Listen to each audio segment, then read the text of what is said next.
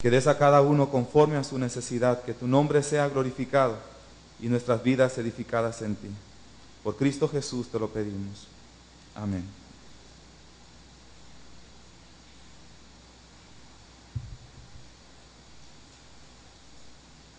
Una promesa hecha realidad. Dios en el pasado prometió la presencia de su Espíritu Santo a su pueblo, a su iglesia. Y Dios lo prometió y lo cumplió. La Biblia nos enseña en el libro de Ezequiel una serie de promesas muy especiales que Dios le hizo a su pueblo. Promesas que tú y yo podemos palpar en nuestra vida real y que debemos valorarlas y apreciarlas. El libro de Ezequiel es un libro muy rico en su contenido, en su enseñanza para cada uno de nosotros. Quiero invitarles que vayamos de manera especial al capítulo 36 del libro de Ezequiel. Pero que me permitan primero explicarles un poquito acerca de lo que el libro contiene y las enseñanzas principales que tiene para nosotros. Ezequiel significa Dios fortalece. De hecho, la terminación él en la mayoría de los nombres, como Daniel, tienen como Gabriel, llevan una terminación. Y la terminación él es la parte que se refiere a Dios. Ezequiel significa Dios fortalece. Y parte del significado del nombre expresaba también la misión del profeta o del siervo, su tarea en esta vida. Y esa es una de las cosas que Ezequiel va a hacer con el pueblo de Dios, fortalecerlo a través del mensaje profético. Él procedía de una familia sacerdotal y los estudiosos calculan que él pasó sus primeros 25 años de vida en Jerusalén y que él se encontraba precisamente en esa preparación para el servicio en el templo cuando lo llevaron cautivo a Babilonia. Unos 5 años después, cerca de los 30 años de edad, Ezequiel recibe su llamado profético y su comisión divina. Después él sirvió con toda fidelidad por lo menos 22 años. Lo ubicamos cerca del año 593 antes de Cristo, el inicio de su ministerio. Y su última profecía se registra cerca del año 570, 571 antes de Cristo. El libro de Ezequiel, la paternidad del libro se le atribuye a este profeta. Y podemos encontrar que el propósito del libro se divide en dos. En primer lugar, como todo libro profético, siempre tiene una denuncia del pecado. Siempre tiene un mensaje de juicio de Dios por las apostasías del pueblo, por la infidelidad del pueblo. Pero también tiene otro mensaje, que es sustentar la fe del pueblo y alentarlo, fortalecerlo y hablarle de las promesas de la restauración después del exilio. Podríamos organizarlo en 4 partes importantes, el libro. La primera parte sería la sección introductoria, donde vemos la visión de Ezequiel, su llamamiento. La segunda parte podemos ubicarla de los capítulos 4 al 24, donde vemos la declaración del juicio de Dios, un juicio inevitable que se debía a la rebeldía del pueblo y a su apostasía. El pecado del pueblo de Dios podemos resumirlo por lo menos en 3 cosas importantes que Dios siempre señalaba a través de los profetas.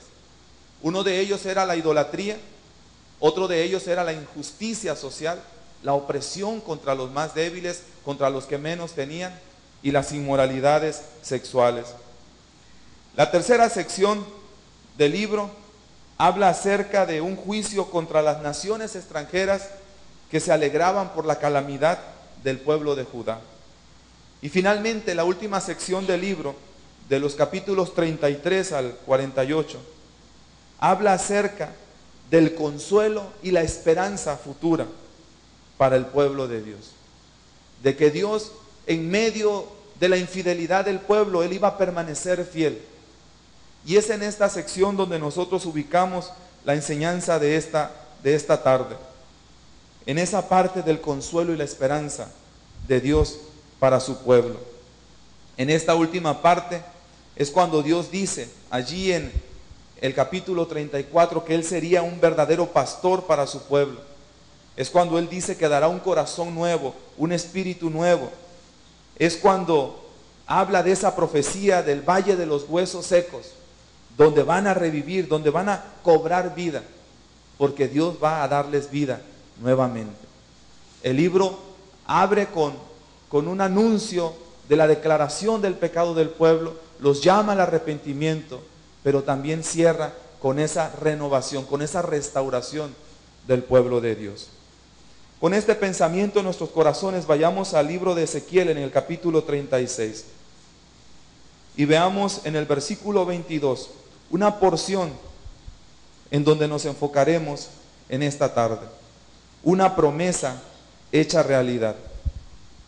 En esa primera parte que vamos a estar leyendo habla acerca de lo que Dios pensaba acerca de lo que el pueblo estaba haciendo.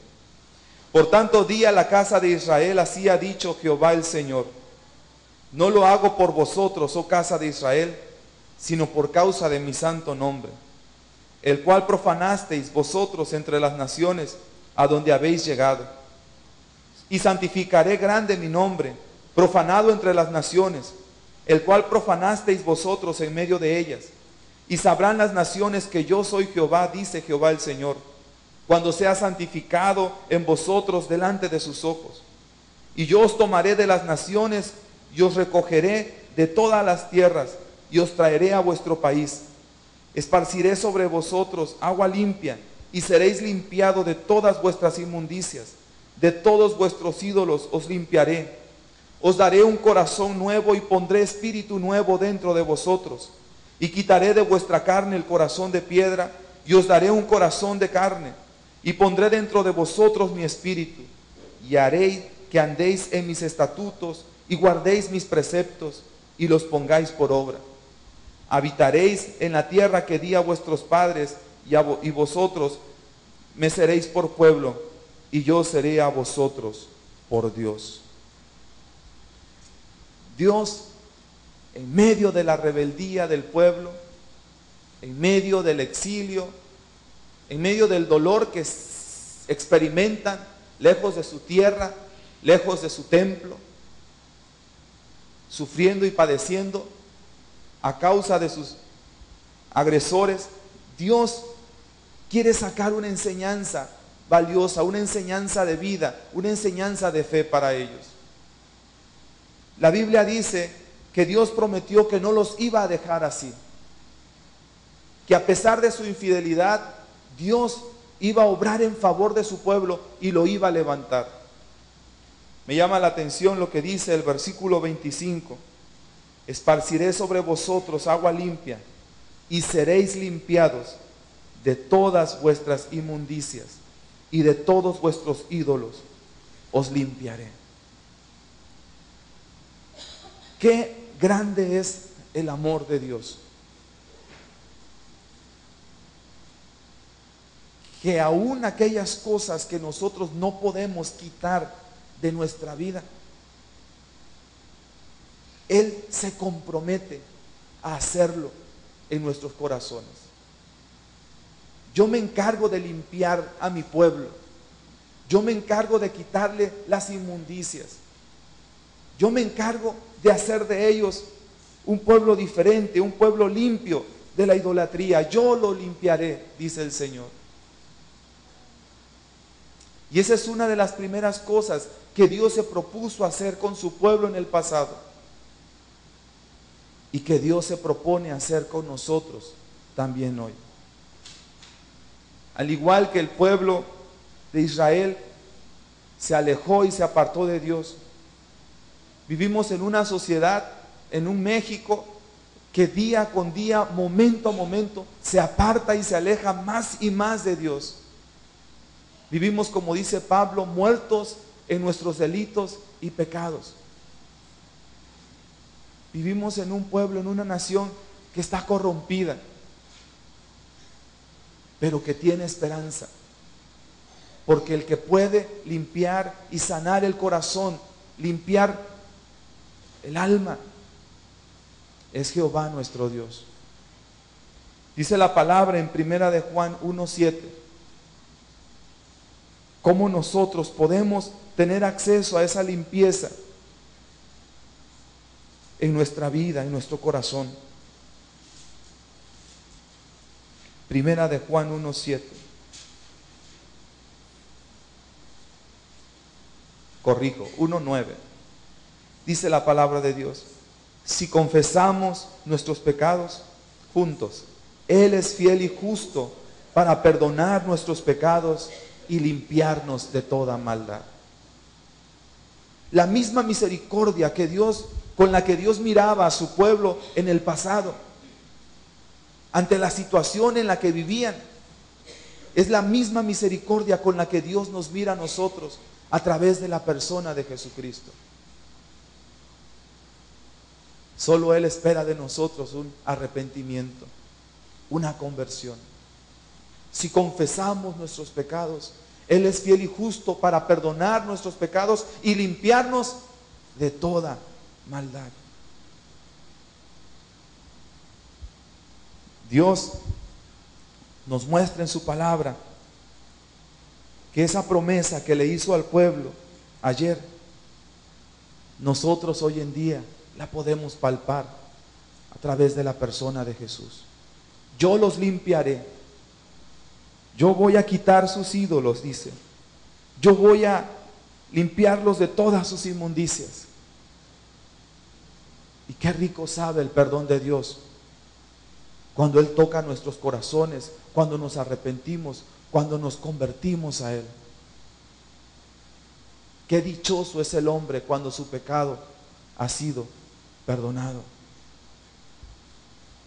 Una segunda cosa que Dios prometió hacer en ese pueblo, lo vemos en el versículo 26 de Ezequiel 36, versículo 26. Él prometió que serían limpiados, pero también Él prometió que daría un corazón nuevo. Y a veces Dios va a usar momentos dolorosos, momentos difíciles. A veces Dios va a usar el exilio para limpiar nuestro corazón y sacar de nosotros ese hombre, esa mujer que Él quiere y sabe que nosotros podemos ser. El libro de Oseas habla acerca de esto en el capítulo 2, versículo 11 al 14. Sin perder Ezequiel, vayamos a Oseas capítulo 2, versículo 11 al 14.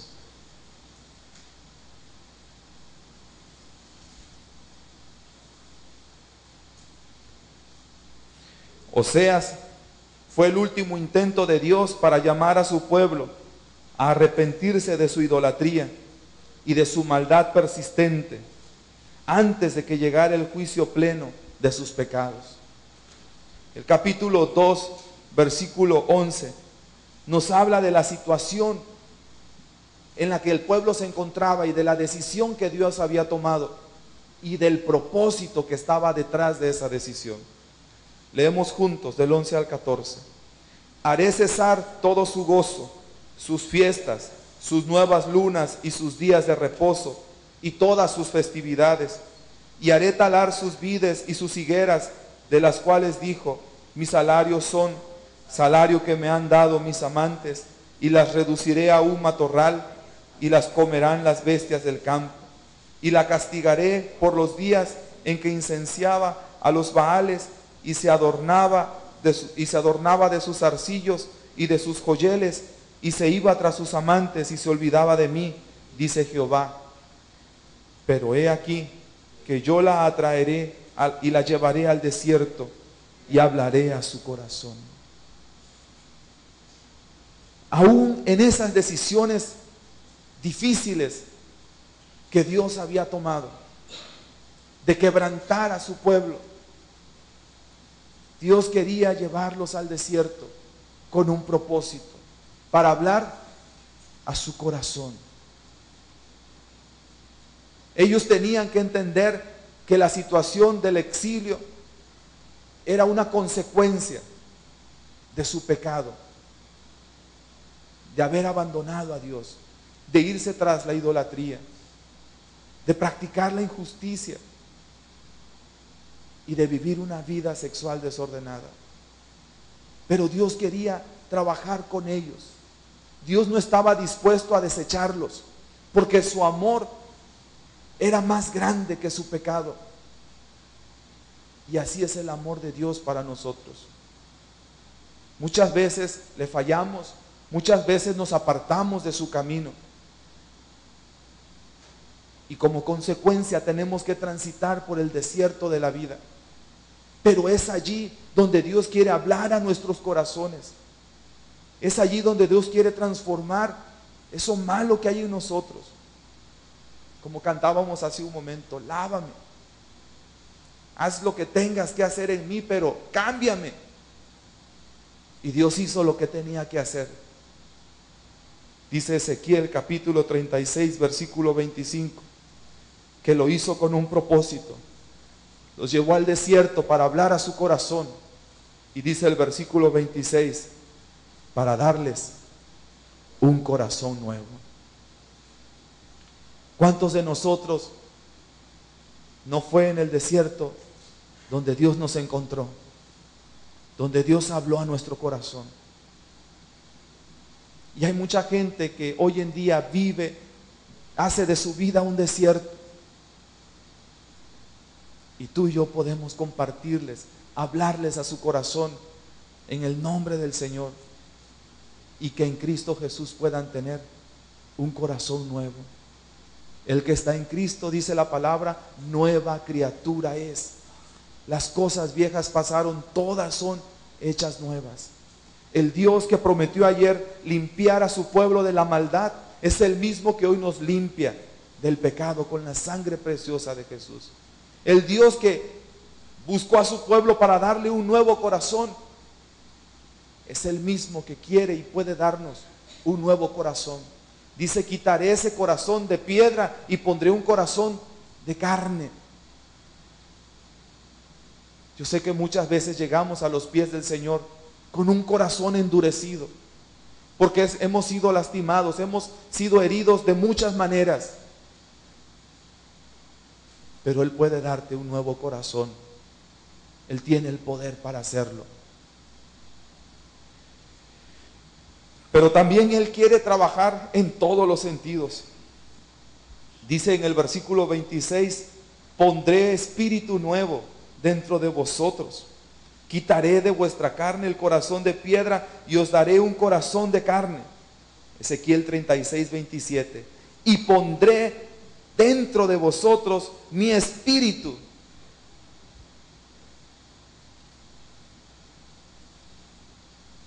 Y esa enseñanza, esa palabra es la que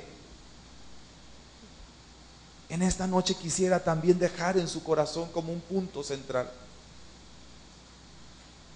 Dios no solamente limpia, Dios no solamente da un corazón nuevo, sino Dios quiere morar en nosotros. No solamente vivifica nuestras vidas, sino Él quiere poner su espíritu dentro de nosotros. Ayer lo prometió al pueblo y en el libro de los Hechos vemos descender el Espíritu Santo sobre la iglesia para permanecer sobre ella de una manera permanente. En el libro de los Hechos vemos cumplirse esta promesa: y pondré mi espíritu dentro de vosotros. Veamos lo que dice Ezequiel 37, versículo 14. Les decía que esta parte que estamos leyendo es parte de esa sección que le recuerda al pueblo la esperanza y el consuelo futuro. Y en el contexto de la predicación, del relato del valle de los huesos secos, cuando esos huesos secos que representaban al pueblo de Dios vuelven a la vida, Ezequiel dice el versículo 14: y pondré mi espíritu en vosotros y viviréis, y os haré reposar sobre vuestra tierra, y sabréis que yo Jehová hablé y lo hice, dice Jehová. cuando el Espíritu de Dios viene a nuestras vidas, valga la redundancia, entonces en verdad vivimos. En Él somos vivificados. Dios hablaba hacia el futuro, anunciando una promesa para el pueblo. Pondré mi espíritu en vosotros y viviréis. Se acerca una de las grandes fiestas de la iglesia cristiana, la celebración de la venida del Espíritu Santo, el día de Pentecostés. ¿Qué celebramos? Que Dios puso su Espíritu en nosotros, que esa promesa que hoy tú lees ya se ha hecho realidad. La semana pasada veíamos que Jesús decía: os conviene que yo me vaya, pero les conviene. ¿Se acuerdan que hablábamos de las catafixias? ¿Cuál te conviene más? Les conviene que me vaya, porque Jesús sabía que el Dios, el Padre, quería poner su Espíritu en nosotros para que vivamos. Y viviréis. Una promesa hecha realidad. El Señor prometió que seríamos limpiados, y en Cristo Jesús tú y yo lo somos hoy. El Señor prometió un corazón nuevo, y el que está en Cristo es una nueva criatura en Él. El Señor prometió un espíritu nuevo, y mejor aún, poner su espíritu dentro de nosotros. Y hoy celebramos ese gozo de tener la seguridad de que somos hijos de Dios, porque el Espíritu Santo da testimonio a nuestro espíritu de ello. Dice la Biblia en el Ezequiel 36:27, que Dios no solamente haría eso, sino que al poner su espíritu dentro de nosotros, dice: haré que andéis en mis estatutos y guardéis mis preceptos y los pongáis por obra. Es el Espíritu de Dios que mora en nosotros, el que nos capacita, el que nos da el poder para andar en sus caminos, para poner por obra sus mandamientos, sus enseñanzas. Una vida pobre en el Espíritu de Dios no puede ser una vida de triunfo en triunfo, no puede ser una vida vigorosa, pero una vida que camina en el Espíritu de Dios puede decir con gozo, con certeza en su corazón, que anda en los caminos del Señor, que guarda sus preceptos y que los pone por obra. Este pasaje concluye diciendo en el versículo 28: me seréis por pueblo y yo seré a vosotros por Dios. Somos testigos de que Dios cumple lo que promete, de que Dios es fiel. Muchas veces en nuestra vida batallamos porque nuestro corazón no es tan limpio como realmente quisiéramos, porque fallamos constantemente, porque erramos en el camino, en las decisiones que tomamos. Pero el Señor promete que no importa cuál sea la condición de nuestra vida, si vuestros pecados fueren como la grana, como la nieve serán emblanquecidos, y si fueren rojos como el carmesí, vendrán a ser como blanca lana. Muchas veces sentimos que nuestro corazón se endurece, pero en Cristo tú puedes tener un corazón nuevo. Muchas veces sentimos que no podemos vivir la vida cristiana como Dios manda, pero si dejamos que el Espíritu de Dios que mora en nosotros nos llene, nos dirija, Él sabrá capacitarnos y darnos el poder para salir adelante. Que el Señor nos bendiga, hermanos, y que nuestras vidas en el Señor puedan ser fortalecidas y edificadas.